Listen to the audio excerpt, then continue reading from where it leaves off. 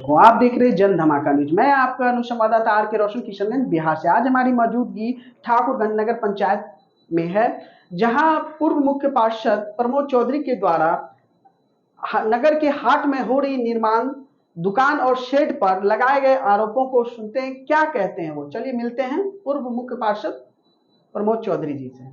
नमस्कार, आपका भी बहुत बहुत स्वागत है। सोशल मीडिया में सर अभी आप चर्चे में बहुत चल रहे हैं नगर के हाट को लेकर, क्या कहना चाहेंगे। सर्वप्रथम तो मैं ये कहना चाहूँगा कि विकास का जो ढोल पीटा जा रहा है ठाकुरगंज में कि बहुत विकास हुआ है, उस विकास के नाम पर कितनी लूट हुई है, कितना गबन हुआ है, इस पर लोग कोई चर्चा नहीं कर रहा है।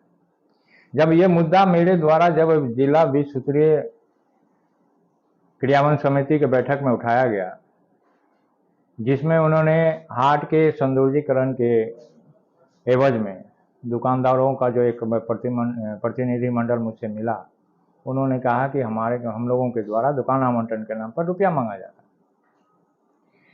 इसके तहत उन लोगों ने बहुत जगह आवेदन दिया, सीएम तक को दिया गया है और आवेदन सब जगह पड़ी। मैंने उस मुद्दे को उठाया और उस मुद्दे में अगर मैं विकास का विरोधी होता तो जिस हिसाब से हाट में काम हुआ है, सारे नियम को ताक पर रख कर, सबसे पहली बात तो मैं बतला दूं कि हाट का स्वरूप को बदला जा सकता है कब, जब वहाँ सारे लोग जो काम करते थे, व्यापार करते थे, उन लोगों से अनापत्ति प्रमाण पत्र लेना पड़ता है। उस अनापत्ति प्रमाण पत्र को लेकर के विभाग को भेजा जाता है, वहाँ से आदेश होने के बाद, और बहुत सारी प्रक्रिया है, वो पूरी प्रक्रिया को करने के बाद जो है इस कार्य को किया जाता है। लेकिन आखिर इतनी जल्दबाजी क्यों? हाट में अतिक्रमण है, उसको भी नहीं हटाया गया, उसका भी एक हाट में आपको हाई कोर्ट में चल रहा है। और इतनी मैंने जल्दबाजी में क्यों, और क्यों नहीं इसका, मैं तो सीधे कहता हूँ कि लीगल टेंडर नहीं है। अगर आप विभागीय चिट्ठी मुझे दिखाते हैं कि 15 लाख तक का कार्य किया जा सकता है, तो मैं आपको चैनल के माध्यम से कहना चाहता हूं कि आप वहां हाट पर जाएं और पूरे स्वरूप का आप आकलन करें, क्या वो 15 लाख का कंस्ट्रक्शन है।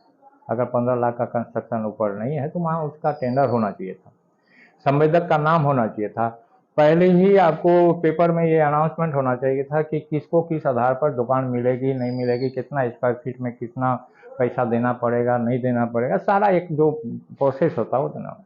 लेकिन वो सारी प्रक्रिया ही नदारद है, और प्रक्रिया नदारद है, ना बोर्ड है ना कुछ है।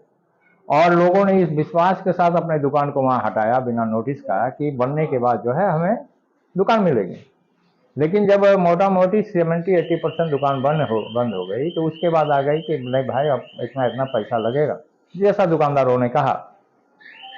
तो जब आप ये आरोप लगा तो सब चीज खुल के आना शुरू हो गया कि आपने इस हाट के बनाया कैसे, आंतरिक मत से आप निर्माण नहीं कर सकते हैं। और दूसरी बात ये है कि जब आप इसमें उस हड़बड़ी में आपने जब बात जिला स्तर पर पहुंच गई कि अब जांच होगी, तब आप पेपर में निकालते हैं कि 4 तारीख से 11 तारीख तक जो है इसका आवेदन लिया जाएगा। और उसमें आपने डिमांड किया क्या, चरित्र निर्माण पत्र। तो एक आम आदमी को चरित्र निर्माण पत्र बनाने में कम से कम 15 से 16 दिन का समय लगता है, और उसमें समय आपने कितना दिया, 1 सप्ताह। तो सारा जो खेल है, बुड़बक नहीं है आज की डेट में, लोग सोशल मीडिया में सब चीज को बारीकी से देखते हैं। तो ये खेल कैसा है? क्या विकास के नाम पर यही विकास है कि लोग गरीब को लूट लिया जाए? ये विकास की पदयात्रा जो बस स्टैंड से शुरू हुई और जो जाकर के वहाँ शुरू हुई है, और दूसरी बात ये है कि अगर विभागीय काम हुआ है तो उसके स्टेज बाय स्टेज पेमेंट होना चाहिए था। अभी तो ये हालत है, सुनने को आ रहा है कि योजना पहले बन जाती है, काम हो जाता है, उसके बाद एस्टीमेट बनता है। ये ठाकुरगंज नगर पंचायत अभी अपने आप में बहुत ही एक विचित्र स्थिति पैदा कर चुका है कि योजना पहले बनती है, एस्टीमेट पहले बनता है कि काम पहले होता है। तो यहाँ तो स्थिति ये बनी हुई है कि योजना का काम हो रहा है, एस्टीमेट बाद में बन रहा है। ये कैसा विकास है? रोड के ऊपर में रोड ढाल दिए आपने, 3 इंची ढाल दिया, नीचे का जो पुराना रोड है 5 इंची, उसको मेकअप करके आप 8 इंची का पैसा उठा रहे हैं। क्या ये कैसा विकास है? जहां कोई आबादी नहीं है वहां जाके आप रोड बना देते हैं। ये कैसा विकास है जो आपका 3 महीना 4 महीना में रोड नहीं बना, उखड़ना शुरू हो गया? ये कैसा विकास है जो कि बालू और गिट्टी की जगह बेडमिसाली से ये निर्माण करने लगे? तो मेरा ये कहना है कि आप अगर ईमानदारी के साथ, मैं माननीय मुख्य पार्षद महोदय जी से आग्रह करूंगा कि बात बात में जो कहते हैं कि राजनीति से प्रेरित है, अगर राजनीति से प्रेरित होती तो आपका जो हाट का निर्माण का जो पहला ईंटा रखा गया था उसी समय विरोध हो जाता। हम लोग जानते थे उस समय में कि ये लीगल टेंडर नहीं है, लेकिन फिर भी हम लोगों ने पब्लिक के हित में बात को रखा कि चलिए गरीब को मिल जाएगा, बन जाएगा। लेकिन जब बात आ गई कि गरीब की अस्मिता की सवाल हो गई कि गरीब को ही हटा दिया जाएगा वहां से, अगर 2 लाख 4 लाख रुपया से लेकर 10 लाख तक का जो बाजार में रीमर है, अगर रीमर नहीं, अगर सच्चाई नहीं है तो बाजार में बात उठनी नहीं चाहिए। और उन लोगों ने लिखित आवेदन दिया कि हमारे साथ पैसा मांगा जा रहा है, जिसके दुकान की 2000 5000 पूंजी नहीं है वो कहाँ से लगा और 2 लाख रुपया कहाँ से देगा। शराब की जो जमीन होती है उसकी व्यवस्था है, गरीब गुरबा है अपना। अब जो 250 रुपया 100 रुपया का पूंजी लेके आता है सेट पर, अभी आप यूट्यूबर के माध्यम से दिखा रहे हैं बहुत सुंदर बना है, ये बना, हम मानते हैं सुंदर बना, लेकिन उस सुंदरता के पीछे में कातिल अदा जो छिपा हुआ है उसको कौन उजागर करेगा। हम तो उसकी बात कर रहे हैं, हम तो वो बात कर रहे हैं कि आपने जो बस स्टैंड में खेला किया वही खेला वहां, आखिर उसको बना रहा है कौन। जब उसकी स्टेज बाय स्टेज पेमेंट नहीं हुआ है तो इतना फाइनेंस किसने किया। मैं तो शुरू से कर रहा हूं ये माफियागिरी है।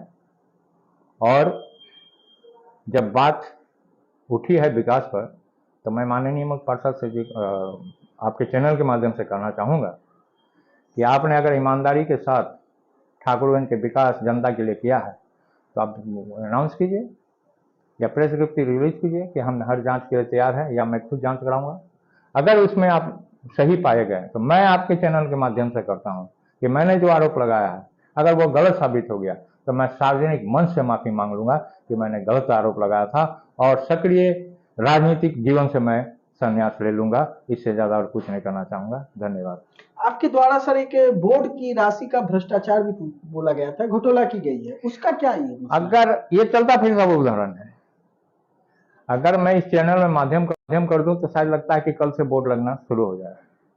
कि आप जो एस्टिमेट बनाते हैं कोई भी चीज का, तो उस एस्टिमेट में प्रांकलन बोर्ड का भी एक राशि होती है। बोर्ड की राशि कितनी होती है? वो योजना के हिसाब से जितनी योजना होती है एवरेज में आपको 1200 से लेकर 3000 तक की राशि होती है कि योजना पट का के लिए दिया जाता है। लेकिन जितनी भी योजना उन्होंने किया, आप बता दीजिए कि कहीं भी योजना पट लगा है तो ये प्रांकन पट की राशि कहाँ गई। अगर ठीक है आपने रोड में घोटाला नहीं किया, दुकान में घोटाला नहीं हुआ है, या हाट में घोटाला नहीं हुआ है, तो ये प्रांकलन बोर्ड का पैसा कहाँ गया। अगर 3000 रुपया एवरेज अगर प्रांकलन बोर्ड को बोला जाए और 50 को योजना बनी है तो 1.5 लाख का तो खुलेआम ऐसे घोटाला नजर आ रहा था। आपका एस्टिमेट में होगा ना पैसा, आप दिखाइए कि हाँ एस्टिमेट में हमारा प्रांकलन राशि नहीं जोड़ा गया। कौन ऐसी योजना है बनती है जहां शिलान्यास नहीं होता है, या उसकी प्रांकलन राशि नहीं लिखी जाती है, या उसकी समय अवधि नहीं लिखी जाती है कि कितने महीने का ये कार्य योजना है और इसका एजेंसी कौन है। मैं तो ये बोल रहा हूँ, आप विकास विकास विकास विकास, ये विकास के आड़ में जो खेला है ये तो जनता को बतलाना होगा ना। आप खुल के बोलिए। चलिए आप ही छोड़िए जांच एजेंसी क्या है, ठाकुरगंज के ही 5 बुद्धिजीवी को ले लीजिए, चलिए जितने भी आपने विकास काम किया है उन्हीं लोगों के द्वारा जांच करवा ली। उन लोग अगर आपको सर्टिफाइड कॉपी दे दिया तो मैं अभी भी चैनल के माध्यम से करता हूँ, मैं सार्वजनिक रूप से माफी मांग लूंगा अगर गलत आरोप है। आपने क्या किया नहीं किया तो उसमें क्या बात है, आप खुल के प्रेस रिलीज कर दीजिए कि मैं हर जांच के लिए तैयार हूँ। अगर आपने ईमानदारी से काम किया, जनता के हित में काम किया तो इसका जवाब जांच से मिल जाएगा। जी बहुत बहुत धन्यवाद सर। तो अभी हमारी बात हो रही थी पूर्व मुख्य पार्षद प्रमोद चौधरी जी